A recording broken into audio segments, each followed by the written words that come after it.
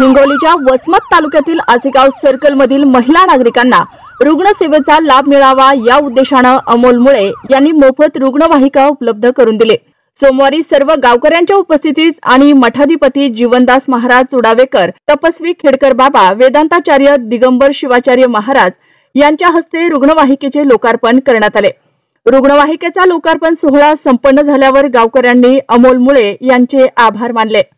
पाहुया DC9 मराठी न्यूजशी बोलताना अमोल मुळे आणखीन तालुक्यातील नागरिकांसाठी काय करणार आहेत, पहा काय म्हणालेत। नागरिकांची मागणी होती ॲम्ब्युलन्ससाठी आणि असं किती सर्कल मध्ये अशी ॲम्ब्युलन्स व्हायला पाहिजे, काय सांगतात?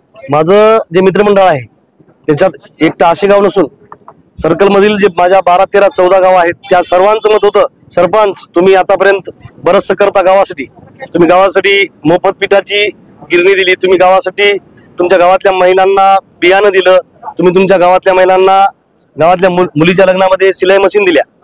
तसंच एक सर्कलसाठी काहीतरी करावं लागतं। आपल्या सर्कलला ॲम्ब्युलन्स नाही आणि आपल्या रुग्णांची सेवा करण्यासाठी आपल्या सर्कलमध्ये काहीतरी करावं लागतं, म्हणून तुम्ही आपल्या एक सर्कलसाठी एक ॲम्ब्युलन्स घ्या।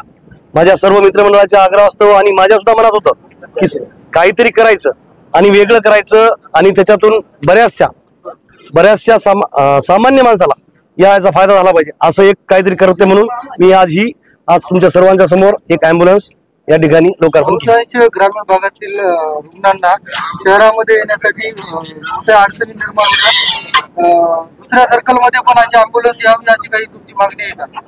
माझी तर 12ला 12 सर्कल मध्ये ॲम्ब्युलन्स असायला हवी अशी माझी इच्छा आहे। तुमच्याकडून काय मदत होईल अशी जर मागणी दुसऱ्या सर्कल मधून आली तर? 100% करणार।